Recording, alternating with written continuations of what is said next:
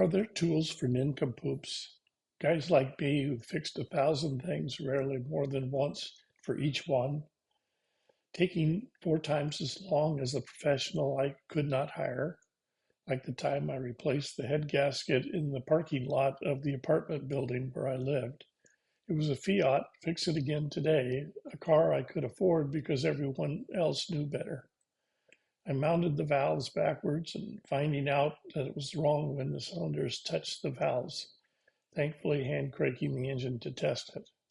Took it apart and redid it correctly. Apparently there's a repair technique called trial and tribulation that I have mastered over the years. What tools are good for us nincompoops? Cost is a factor, but the most important is weight of the tools, and second, getting the most variety of tools in one box. The one you take to fix what is broken, where it is now that it's broke, or where you move to for the next tribulation. I found this cobalt toolbox that was cheap at the front of the store that fits a lot of their tools. These had a full set of cutter pliers that were free if you bought the toolbox. That's right. It's for real. I had to get a manager to verify the sale to get past the register. Get the point? It fit in the bottom of the box. Thomas Jefferson, yes, the third president of the United States, recommended that we adopt the metric system 250 years ago. We have not caught on yet and now have 2 sets of tools to fix the various items. And with deep sockets that weigh a half a ton or 75 pounds, depending on who's exaggerating, for the mostly complete set. However, I found this set does both metric and SAE and deep in a marginalized system that no reputable mechanic would ever buy and use because they are compromised with rounded points that could damage nuts with regular use. But I don't use it regularly and never rounded a nut in a decade. Get the point? It weighs 1/5 and fits the box.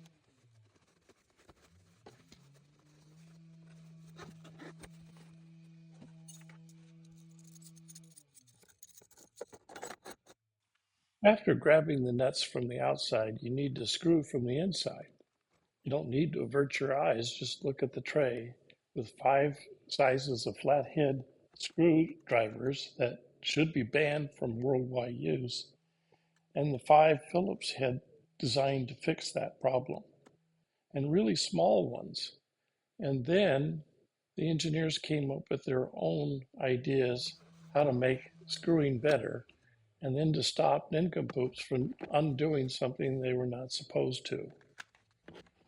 Those tools will do most things you need to do, but there are the other things, and you will need your own other tools depending on your choices in life. And common parts and after getting shocked with the electrical stuff, you learn to use these other tools.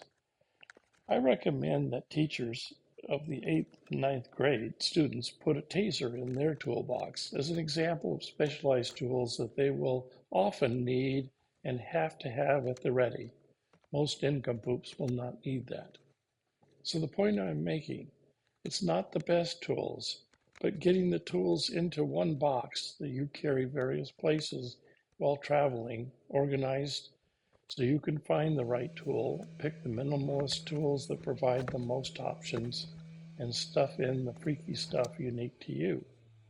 Oh, and then there's the indulgences, tools that are too expensive with no real justification that prove even nincompoops can be hypocrites.